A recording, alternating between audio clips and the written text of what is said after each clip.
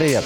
Это программа «Этажи Санкт-Петербурга», и сегодня я, Александр Попов, рассказываю про подземку северной столицы. Что скрывается за дверкой, куда посторонний вход воспрещен, как метро работает и какие случались интересные истории. Об этом мы сегодня с вами узнаем и поговорим.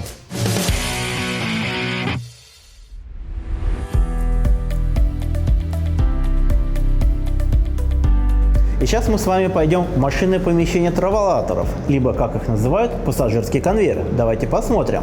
Ну, естественно, техника безопасности, каску надо одеть обязательно.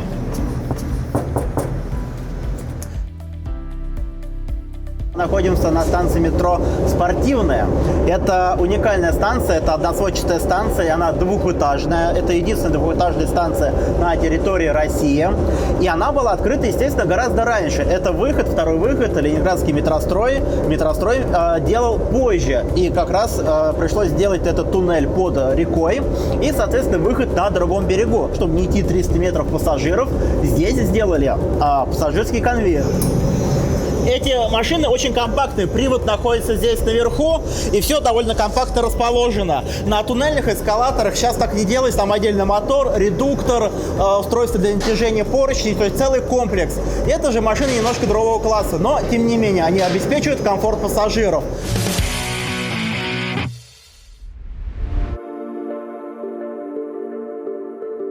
Сейчас мы с вами находимся под эскалаторами, под машинами, их еще называют, в самом низу. И мы можем спуститься, посмотреть на самый наклонный туннель, как он выглядит вживую. Давайте пройдем. Естественно, мы все делаем очень аккуратно, потому что здесь движущиеся части. Мы, собственно говоря, находимся в теле балюстрады. Вот здесь находятся светильники, громкоговорители. Это боковушки, там как раз движутся ступени. По бокам движется цепь, которая приводит ступени в движение. Ну и снизу обратная ветка. Опять же по безопасности. Вот этот трос, это стоп-трос. Если за него дернуть, происходит аварийная остановка эскалаторов. На случай необходимости, если при работе здесь нужно экстренно остановить. Продумано все до мелочей. Каждый эскалатор оснащен огромным количеством датчиков, которые фиксируют различные отклонения в работах, зазоры, допуски, ну и так далее, тому подобное. И в случае отклонения от заложенных величин происходит остановка. Основная цель — это не только перевести пассажиров, но сделать это, чтобы все работы по перевозке были безопасны. И метрополитену это удается. Действительно огромный сложный механизм. Это, собственно, наклонный вход на станцию метро «Спортивная». И вот это все пассажиры это не видят, но это все, еще раз говорю, необходимо для того, чтобы метрополитен работал, безопасно эксплуатировал и перевозил пассажиров. Ну и посмотрите на размер. Вот это цепь, которая приводит в движение пассажиров. Каждый элемент ее регулярно проверяется, смазывается, проводятся контрольные замеры, тормоза. Это все надо делать. Это все, естественно, делается.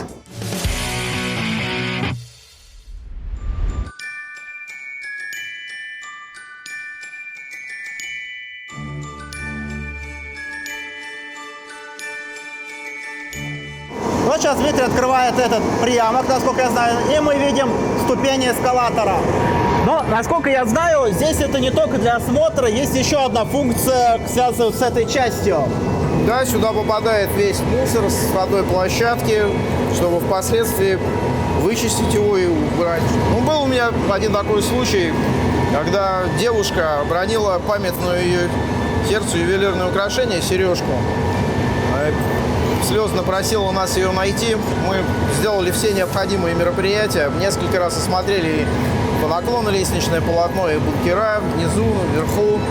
Но, к сожалению, не нашли. Пришлось ее расстроить. Она была разочарована. Мы, в принципе, уже как бы забыли об этой истории. Она оставила контактный телефон. Он лежал у нас под стеклом. По чистой случайности, вообще на соседнем эскалаторе мы обнаружили при производстве работ эту серьгу.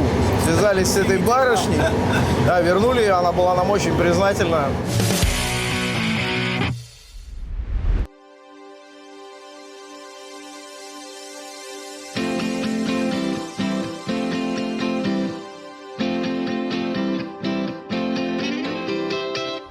На станции «Спортивной» мы посмотрели работу эскалаторной службы. Это лишь малая часть тех служб, которые обеспечивают работу метрополитена для того, чтобы перевести пассажиров со станции А на станцию Б.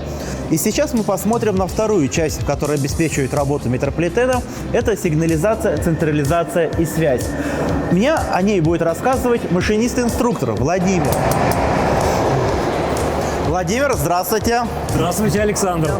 Ну вот мы попали в святая святых, и мы здесь видим мониторы, на которых видна вся поездная обстановка. Технологический институт – это такое место в городе, где пересекаются две линии. Первая – красная, по-старому она называлась Кировско-Выборгская, и вторая – синенькая, по-старому это Московско-Петроградская. На эти две линии одна станция. Станция Технологический институт – это пересадочная станция, и она еще очень уникальная. Это кроссплатформенная пересадка. Да, совершенно верно. Проектом предусмотрено, что примерно 80% пассажиропотока, который проходит через станцию и пользуется пересадкой, просто переходит на другую сторону платформы и продолжает движение в том же направлении, но по другой линии. Здесь я на столе вижу график движения. Человек, который первый раз видит, он вызывает недоумение. Как в это можно сориентироваться? Что мы видим на графике? Ну, как всегда, по оси абсцисс идет время, по оси ординат идет какое-то расстояние. В данном случае это перечисление станций. Но не просто перечислений, а станции разнесены на различное расстояние друг от друга, они находятся на графике, что соответствует фактическому их расположению на линии. Учитывая некоторую среднюю скорость движения поездов по линии, на графике мы видим прямые линии. Прямые. Что это означает? Поезд отправляется со станции Парнас, следует в течение 47 минут до станции Купчино. Дальше мы видим такая петелечка маленькая. Петелечка – это означает, поезд прибывает на конечную станцию и потом уходит, как мы говорим, под оборот. Совершать маневровые передвижения для того, чтобы состав можно было переставить с одного пути на другой. В это время машинист переходит по переходному мостику.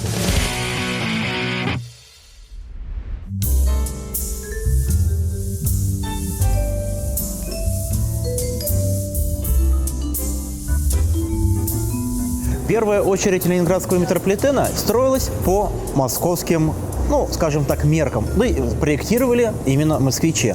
Но, естественно, ленинградцам хотелось сделать что-то свое. И вновь организованный институт Ленметрогипротранс придумал новую станцию. Так называемая станция закрытого типа. Или горизонтальный лифт. Владимир, вы отработали, как вы сказали, 12 лет на третьей линии, где не одна такая станция, а их целых 6.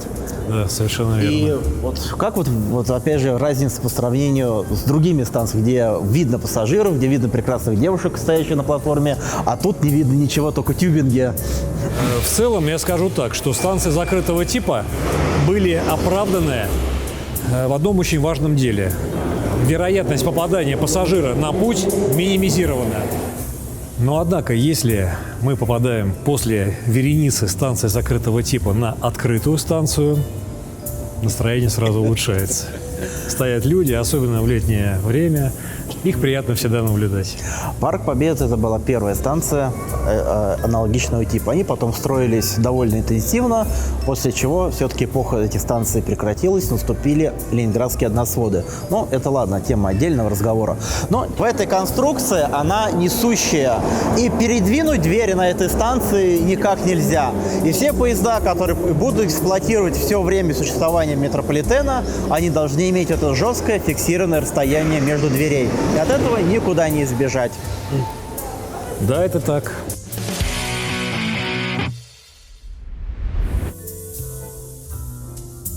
Первоначально все поезда управлялись вручную, но потом появилось автоведение.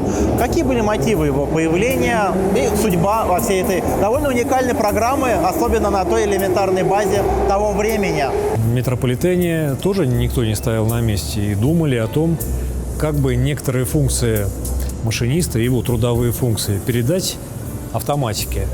И первые как раз системы автоведения, они были релейные. Релейные стативы занимали целых 2 шкафа, довольно больших, от пола до потолка в головных вагонах. Стояли реле и щелкали, постоянно щелкали, мальчишки прислушивались к этому щелканью, когда проезжали в первом вагоне. Какие функции основные на автоведении были? вовремя отправиться со станции, и при подъезде к станции начиналось автоматически снижение скорости до момента точной остановки. Ну и как раз надо попасть ровно в проем двери. Да, надо попасть точно. Это и красиво, и, ну, как бы сказать, работа... Профессионализм. Работа выполнена точно. Ну и со временем трудовые функции, которые автоматика на себя взяла, частично были опять отданы обратно машинисту. Например, закрытие дверей поезда.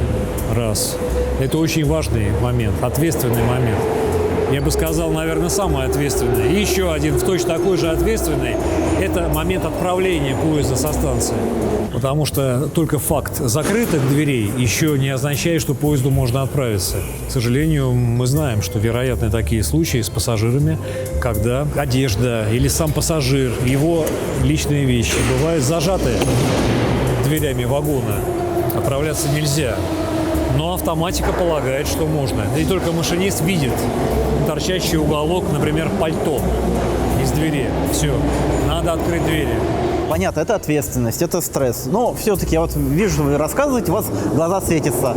Это вот ваш опыт, 35 лет, это, можно сказать, что это ваша была любимая работа, которую вы отдавались полностью? Она мне очень нравилась. Я по-другому не могу сказать, я любил эту работу. И сейчас вы эту любовь передаете уже своим ученикам, которых мы с Владимиром, когда вначале беседовали, пытались посчитать количество, получилось там больше 1000, вы выпустили машинистов, это невероятная работа. И вот привить эту любовь к вашим ученикам, чтобы они с такими же горячими глазами садились в кабину, это талант. Стараемся только так, как иначе. Мы завершаем выпуск «Этажи Санкт-Петербурга». И завершаем мы его на самом подземном этаже в Санкт-Петербургском метрополитене. Спасибо за ваше внимание, спасибо, что смотрели. И большое спасибо сотрудникам Санкт-Петербургского метрополитена за помощь в проведении съемок.